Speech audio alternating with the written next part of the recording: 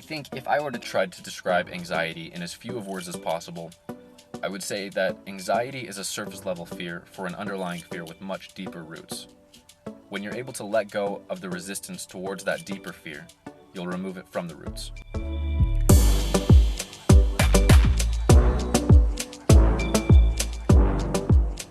Welcome back to another episode of What Is This? I seriously appreciate you guys tuning in, and I really appreciate all of the feedback on the first episode. I've been really excited for this episode for a while. I had actually sort of envisioned how I wanted this episode to go before I had even recorded the first.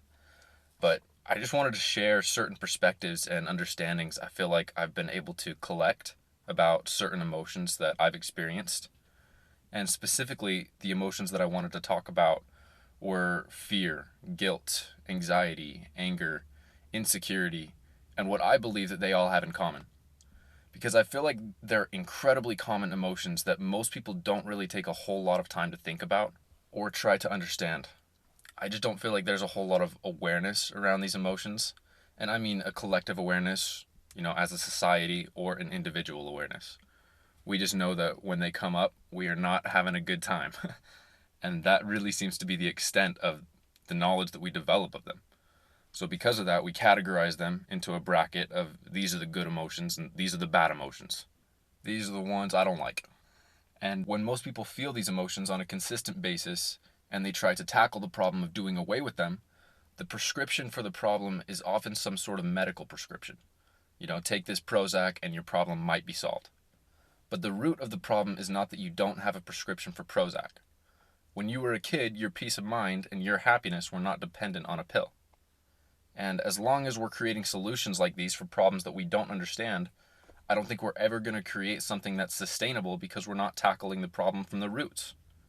We just tend to take a very surface level approach to how we solve most of our problems. But in regard to relieving ourselves from chronic anxiety, chronic depression, chronic anger, chronic fear, and so forth, whatever it is, the real problem to me seems like just a lack of understanding.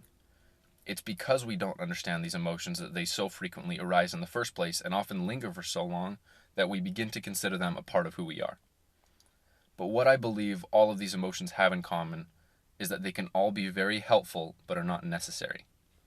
In this whole podcast, I'm basically just going to be elaborating on that statement. When I say I believe they're helpful, I think the easiest way to explain what I mean there is to use the example of fear. A lot of people would make the argument that the only reason any species has survived as long as it has is because of the fear of death. The argument is that fear is what prevents us from going, 140 miles an hour every time we get on the road.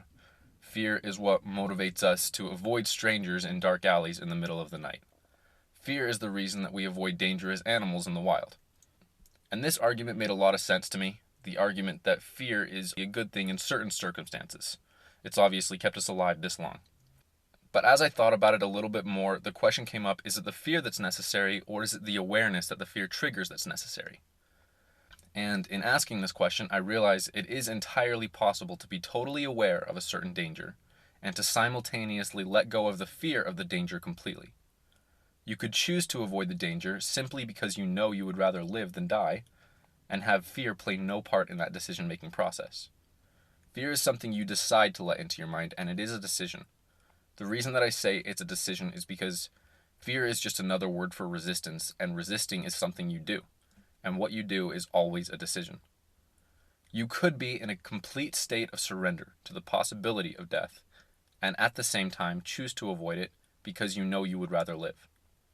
So, in other words, the fear is not necessary so long as you have awareness. So long as you don't have the awareness of whatever danger is present, the fear will give it to you.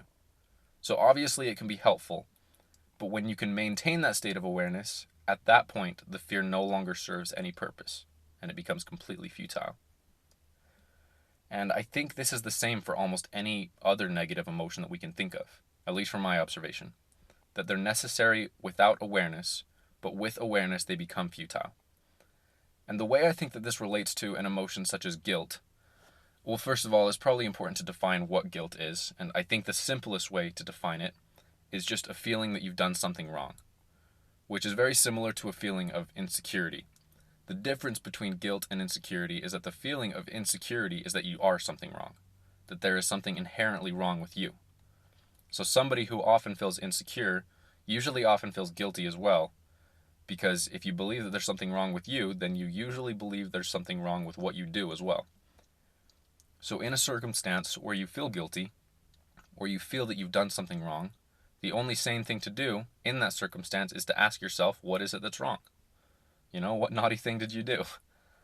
And when you do gain awareness over whatever it is that you think is wrong, there are two things that could happen.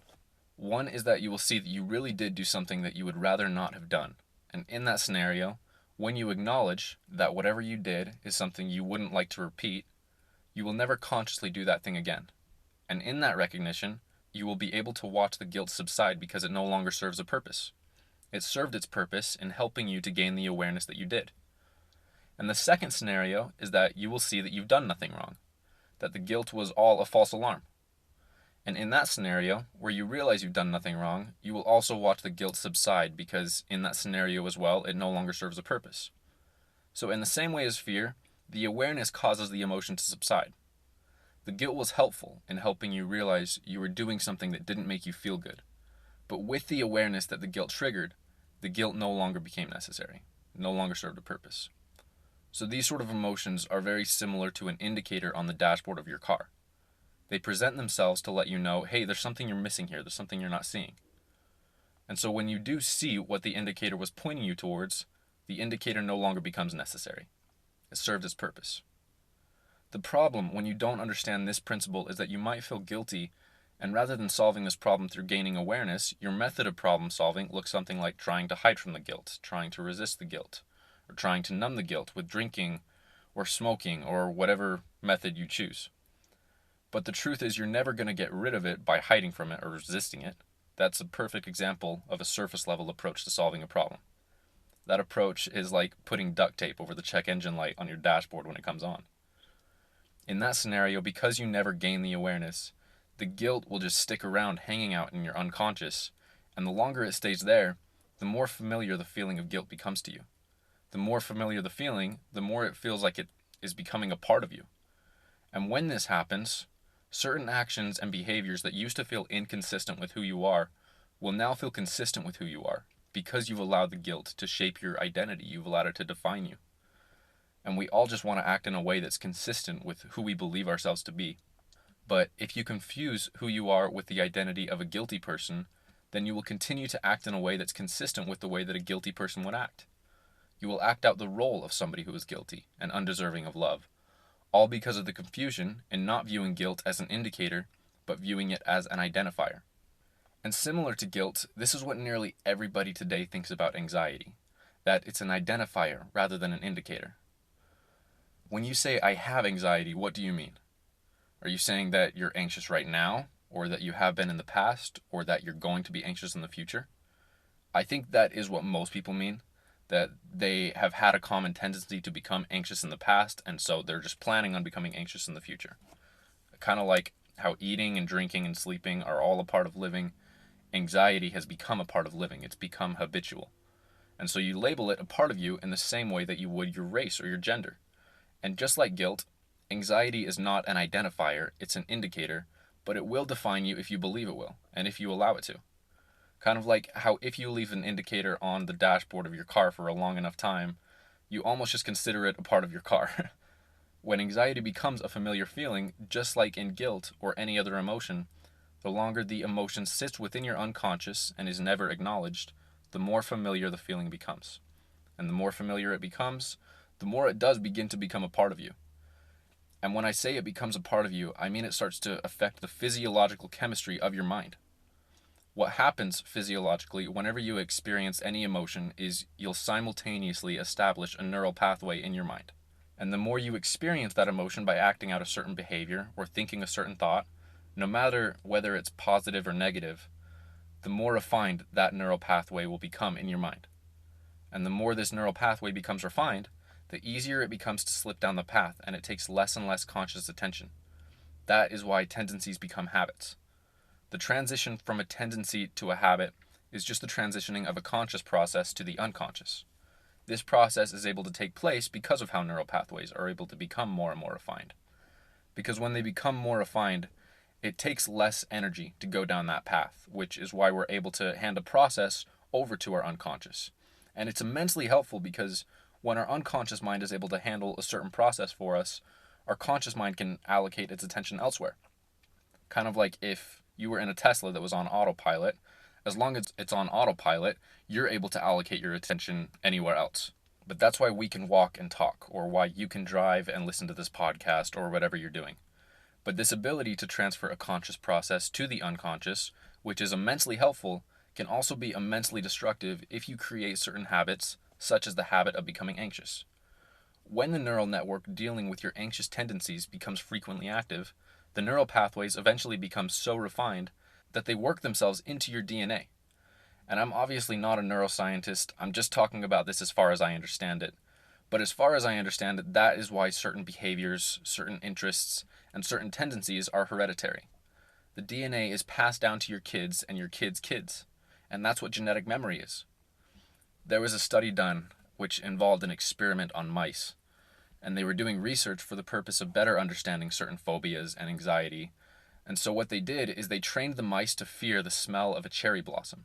And they were actually able to see which part of the DNA of the mice was responsible for that fear, which showed that the fear had actually become integrated into the DNA of the mice. The study was done on 2 different mice, and both of the mice's offspring and their offspring's offspring showed the same fear towards the smell of the cherry blossom, even though they had never had an experience with it. So, in relation to anxiety, if your grandparents developed anxious tendencies and they passed them to your parents and your parents passed them to you, you're more likely to develop them than somebody else might be. And because of that, some people might say, well, my anxiety has to do with a chemical imbalance, or my anxiety is genetic, so there's not really anything I can do. And maybe it is genetic, but when you look at the true origin of where the anxiety originated, whether it was your parents or your grandparents or their grandparents, the true origin of the problem was psychological, and because of that, the solution is always psychological. And even if you're more likely to develop anxious tendencies because of your genetics, just because anxiety is more likely to arise within you, doesn't mean that the solution is any different than it is for anybody else. If mice were smart enough to acknowledge that the fear of the cherry blossom was an illusory fear, the fear would no longer motivate their behavior at all, and they would consequently change their genetic code, just like how they changed it in the first place when they developed the fear of the cherry blossom. But mice are not smart enough to acknowledge that. Lucky for us, we are. So when the anxiety arises within you, ask yourself, where did it come from? What was the trigger event? If you started to gain the awareness of your own anxiety, you would restructure your own DNA and interrupt the process of passing it down the generations. You would literally change your genetic code in a way, and your kids would be less likely to develop anxious tendencies. When you do acknowledge the root of the anxiety, what you'll recognize is that a lot of the underlying beliefs that cause the anxiety to arise in the first place are actually completely insane. But you will never acknowledge their insanity as long as those beliefs remain in your unconscious. It's when you bring that unconscious belief to the surface, to your conscious mind, that you can recognize, oh yeah, that's nuts. When you walk past a group of people and you hear them burst into laughter, if you have a common tendency to become anxious, you're most likely going to immediately draw the conclusion they have to be laughing at me. So let's say that they are. Let's say everybody thinks that your existence is an absolute joke and that you can't ever do anything right. You're always in the wrong and everybody's figured you out. That usually seems to be the underlying fear. The anxiety about people laughing at you is just the surface level fear, which stems from the underlying fear, which is that nobody likes you, that maybe you are undeserving of people's love. Obviously, that's going to be a painful belief for anybody. It's no wonder we feel a natural resistance towards that belief. Nobody would want to accept that. But what you need to ask yourself is, are you going to change that possibility by resisting it? Isn't it true that the anxiety you feel is not going to play any part in whether people like you or don't like you? The point is, you're almost never going to win people's approval by trying to win it, and you're never going to avoid people's disapproval by worrying about it. And let's consider the marginal chance that those people really are laughing at you. What sort of problems and insecurities do you think that they have where their method of validating themselves is to just talk negatively about everybody else? Is that the kind of person's approval that you want to win? When you recognize the futility in this sort of anxiety, it goes away. You're free to surrender at any time. And when you do, surrender to the possibility of being laughed at, and this fear is no longer making you think irrationally, you'll also see that they almost certainly were not laughing at you. But you can only really see this when you allow the possibility to exist for them to laugh at you.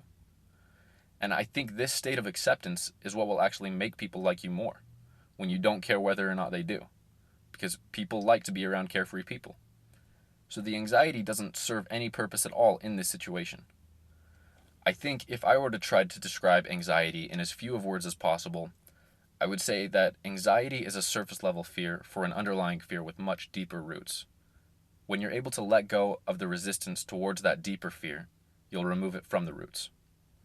And similar to when you remove a weed from the roots, all of the space that the weed was taking up becomes available, and you could plant anything that you'd like there. In other words, when you enter a state of acceptance and non-resistance, all of the energy that the fear was consuming is suddenly available to you. It's at your discretion. When this occurs, you might ask the question, was all the energy that fear consumed ever necessary?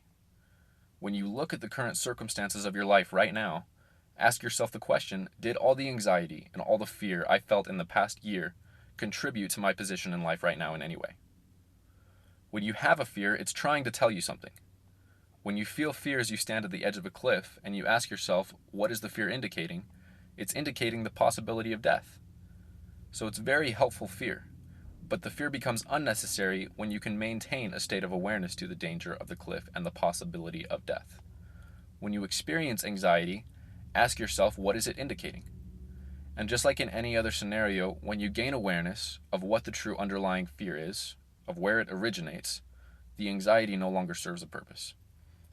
Everything that I'm saying right now is just my way of trying to help you get to a place of surrender, and none of the methods that I'm trying to give you to help you get there are necessary, but they could be helpful. The only thing that is always necessary is surrender, non-resistance, acceptance. If you lived in a constant state of surrender, and you let go of all these expectations and fears and surrendered to all possibilities, anxiety would be a completely foreign feeling to you. All if you just simply allowed life to be the way it is and allowed things to happen the way that they happen. The reason that I believe that the solution for anxiety is always psychological is because the problem of anxiety is always resistance.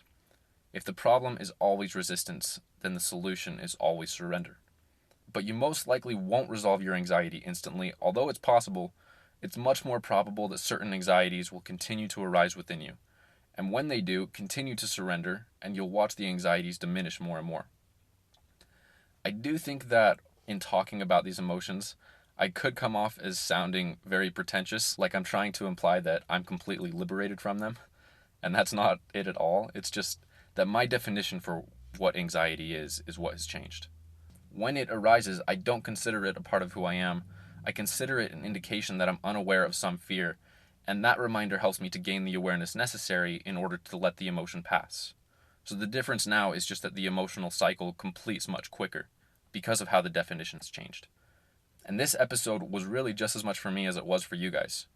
For my anxieties, at this point, I don't take a super active approach of allocating time to meditate on them or anything like that, although you could do that.